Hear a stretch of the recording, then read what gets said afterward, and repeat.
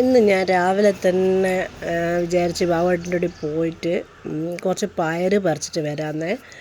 പിന്നെ എന്താ വെച്ചാൽ കുറച്ച് ആൾക്കാർ പറഞ്ഞിനെ നാടൻ പയർ വേണമെന്നുള്ള. അപ്പം ഞാൻ വിചാരിച്ചു എന്തായാലും പറിച്ചിട്ട് ഒരു 250 വെച്ചിട്ട് എല്ലാവർക്കും കൊടുക്കുക എന്നുള്ള.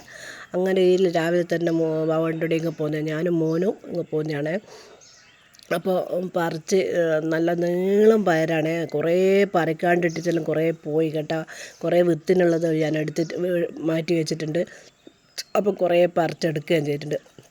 നമുക്കിത് ഇഷ്ടം പോലെ കാണുകയും കിട്ടുകയും ചെയ്യുന്നുണ്ട്. പയർ ആർക്കും വേണ്ട, ആരും തിന്നുകയില്ല, ഒന്നുമില്ല. ഇവിടെ കൊണ്ടുവച്ച് തന്നെ ഫ്രിഡ്ജിൽ ഇങ്ങനെ മൂത്ത് പഴുത്ത് തന്നെ പറഞ്ഞിട്ട് ഇങ്ങനെ കിടക്കുന്നതാണ്.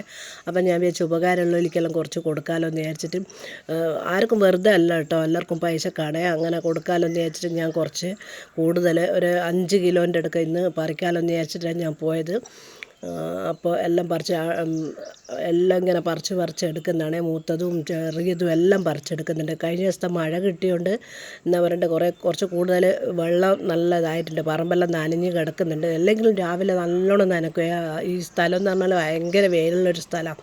അപ്പോൾ 2 പ്രാവശ്യം നനക്കണം. അവിടെയുള്ള പണിക്കുള്ള ഒരാളാണ്, ഒരു കൊട്ടിയൂരുള്ള ഒരാളാണ്, ഓറും കൂടി പറിച്ച് തരുന്നുണ്ട്. അല്ലാണ്ട് എനിക്ക് ഒറ്റയ്ക്ക് പറിച്ച് എടുക്കാൻ തീർത്തും പറ്റില്ലല്ലോ.